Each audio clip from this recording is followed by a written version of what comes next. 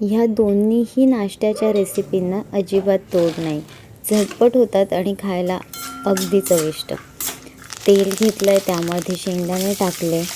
कढीपत्ता उचलून बाजूला काढता यायला नको म्हणून कोथिंबीरीसारखा बारीक चिरून घेतला तर ते पोटात जातो, म्हणून कढीपत्ता इथे बारीक चिरून टाकला आहे.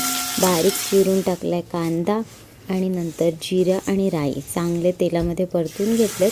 तोपर्यंत इथे पोहे 2-3 वेळा मस्तपैकी त्यांना धुवून घेतले. वाहत्या पाण्याखाली 3-4 वेळेला स्वच्छ धुवून घेतलेल्या पोह्यांना असा मस्त नरमपणा येतो.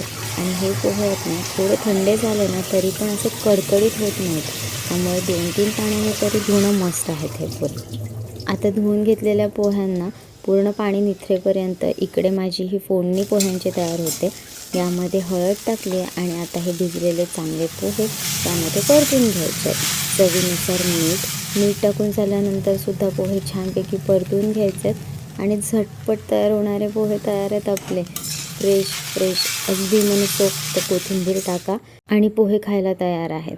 आता मला सांगा, तुम्हाला पोह्यांमध्ये लिंबू व्यतिरिक्त वरून घ्यायला काय आवडतं? काही जण शेव घेतात आणि काही जण फरसाण वगैरे पण घेतात. काही ठिकाणी विकतात सुद्धा तसं. पण ओलं नारळ घेऊन बघा, खूप छान लागतं ओल्या नारळाचं किस. आता डोक्यामध्ये ज्या आवडत्या भाज्या असतील, असं वाटतं की या खाण्यात आल्या पाहिजे, त्या सगळ्यांचा वापर तुम्ही या रेसिपीमध्ये करू शकता. अतिशय साधी, सोपी आणि ही पटकन होणारी रेसिपी आहे.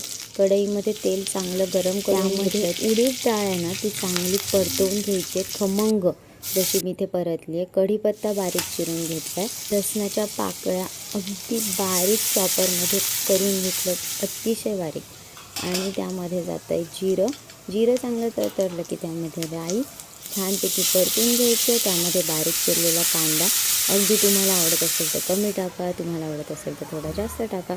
आम्ही कांदा प्रेमी आहोत, त्यामुळे इथे मी मोठ्या 2 कांद्यांचा वापर केला आहे. कांदा लवकर परतावा किंवा तो लवकर गुलाबी व्हावा म्हणून त्यामध्ये टाकलं थोडंसं मीठ. वांगं टाकलं आहे, नंतर शिमला मिरची टाकली. फ्रीजमध्ये असतील त्या भाज्या तुम्ही त्याच्यामध्ये टाकू शकता. प्रत्येकाला अतिशय छान टेस्ट येते. मटार, हिरव्या मटारचे दाणे खूप छान लागतात, त्यामध्ये नक्की टाका.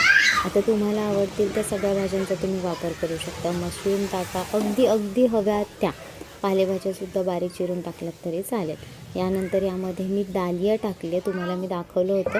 डालिया आहेत त्या अशा दाणेदार असतात, त्या स्वच्छ धुवून घ्यायच्या असतात, तांदळासारख्या असतात आणि स्वच्छ धुवून घेतल्यानंतर त्या ह्यामध्ये मी टाकल्यात. बाकी काहीही केलेलं नाही आहे.